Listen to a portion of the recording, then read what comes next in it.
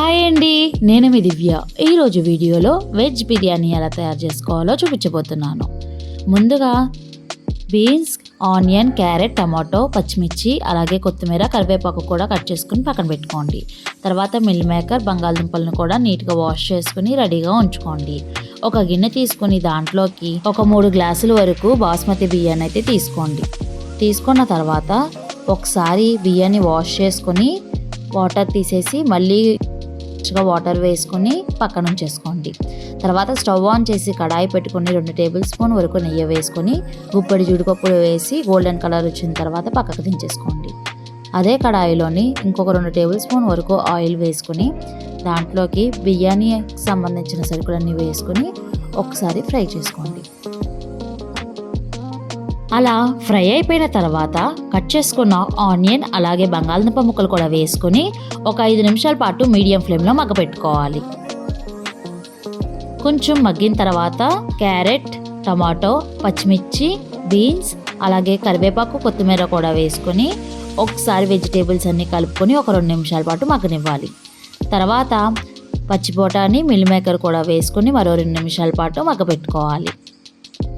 అలా కొంచెం మగ్గిన తర్వాత దాంట్లోకి ఒక టేబుల్ స్పూన్ వరకు అల్లం వెల్లుల్లిపాయ పేస్ట్ వేసుకొని పచ్చివాసన పోయేంత వరకు మగ్గబెట్టుకోవాలి.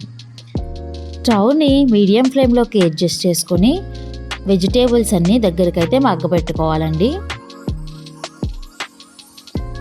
తర్వాత ఒక ఇంతకి 1.5 ఇంత బాస్మతి బియ్యానికైతే వాటర్ అయితే వేసుకోవాలండి.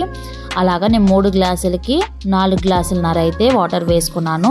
తర్వాత సరిపడా ఉప్పు, పసుపు అలాగే బిర్యానీ మసాలా ప్యాకెట్ వేసుకుని కరివేపాకు, కొత్తిమీర వేసుకొని ఒక 5 నిమిషాల పాటు మరిగేలాగా చూసుకోవాలండి.